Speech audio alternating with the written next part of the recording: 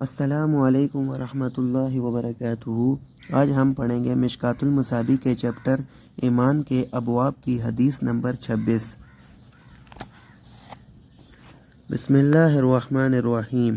ابو ذر رضی اللہ عنہ بیان کرتے ہیں، میں نبی صلی اللہ علیہ وآلہ وسلم کی خدمت میں حاضر ہوا تو آپ سفید کپڑا اوڑھے سو رہے تھے۔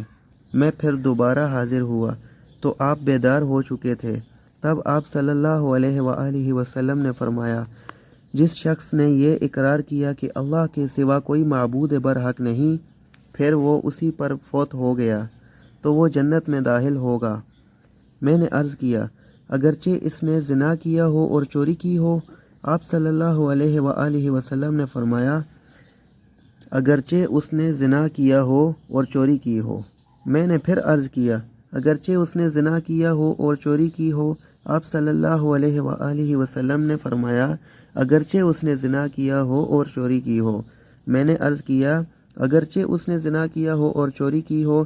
آپ صلی اللہ علیہ وآلہ وسلم نے فرمایا، اگرچہ اس نے زنا کیا ہو اور چوری کی ہو، خواہ ابو ذر کو ناگوار ہو۔ ابو ذر رضی اللہ عنہ جب یہ حدیث بیان کرتے تو یہ الفاظ بھی بیان کرتے، اگرچہ ابو ذر کو ناگوار گزرے۔ مشکوٰۃ المصابیح کے چیپٹر ایمان کے ابواب، حدیث نمبر 26۔ ویڈیو کو لائک، کمنٹ اور شیئر کر کے چینل کو ضرور سبسکرائب کریں، صدقہ جاریہ میں اپنا حصہ شامل کریں۔ ملتے ہیں اگلی ویڈیو میں۔ اللہ حافظ۔